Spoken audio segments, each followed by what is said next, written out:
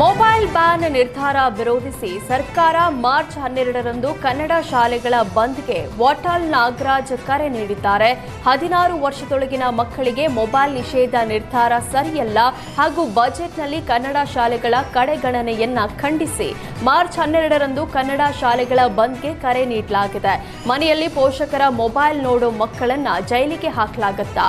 Mobile ban ಮಾಡುವ ಮುನ್ನ ಎಲ್ಲರ ಅಭಿಪ್ರಾಯ ಪಡೆದಿಲ್ಲ. ಹೀಗಾಗಿ ರಾಜ್ಯದಾದ್ಯಂತ ಇರುವ ಕನ್ನಡ ಶಾಲೆಗಳನ್ನು ಬಂದ್ ಮಾಡಿ ಪ್ರತಿಭಟಿಸಲು ಪ್ಲಾನ್ ಮಾಡಲಾಗಿದೆ.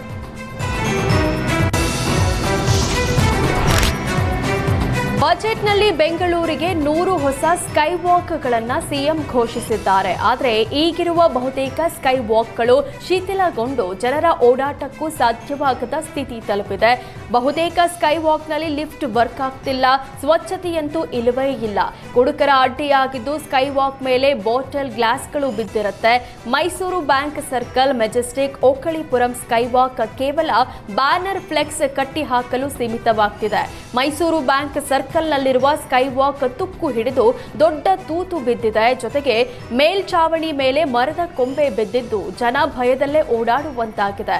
ಇನ್ನು ಓಕಳಿಪುರಂ ಸ್ಕೈ ವಾಕ್ನಲ್ಲಿ 2 ಲಿಫ್ಟ್ ವರ್ಕ್ ಆಗ್ತಿಲ್ಲ. ಹೀಗಾಗಿ ಜನ ರಸ್ತೆಯಲ್ಲೇ ಕ್ರಾಸಿಂಗ್ ಮಾಡ್ತಿದ್ದಾರೆ. ಇದರಿಂದ ಸಂಚಾರ ದಟ್ಟಣೆ, ಅಪಘಾತಗಳು ಸಂಭವಿಸುತ್ತಿದೆ.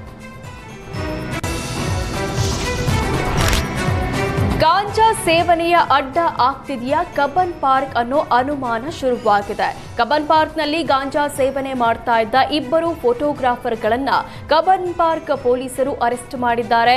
ವಿ ಸಚಿನ್ ಹಾಗೂ ಪವನ್ ಕಲ್ಯಾಣ್ ಬಂಧಿತ ಆರೋಪಿಗಳಾಗಿದ್ದಾರೆ. ಫೆಬ್ರವರಿ 27ರಂದು ಫೋಟೋ ತೆಗೆಯುವ ಸಲುವಾಗಿಯೇ ಕಬ್ಬನ್ ಪಾರ್ಕ್ಗೆ ಬಂದಿದ್ದ 2 ಯುವಕರು ಸಿಗರೆಟ್ಗೆ ಗಾಂಜಾ ಪುಡಿ ತುಂಬಿಸಿ ಸೇವನೆ ಮಾಡ್ತಿದ್ದ ಬಗ್ಗೆ ಪೊಲೀಸರಿಗೆ ಮಾಹಿತಿ ಬಂದಿತ್ತು. ಕೂಡಲೇ ಸ್ಥಳಕ್ಕೆ ತೆರಳಿದ ಕಬ್ಬನ್ ಪಾರ್ಕ್ ಠಾಣೆ ಪೊಲೀಸರು ಸಚಿನ್ ಹಾಗೂ ಪವನ್ ಕಲ್ಯಾಣ್ನನ್ನ ವಶಕ್ಕೆ ಪಡೆದಿದ್ರು.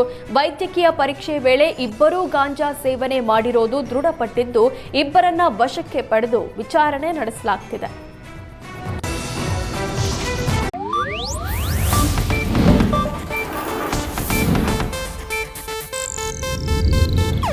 ಇದು ಏಷ್ಯಾನೆಟ್ ನ್ಯೂಸ್ ನೆಟ್ವರ್ಕ್ ಪ್ರಸ್ತುತಿ.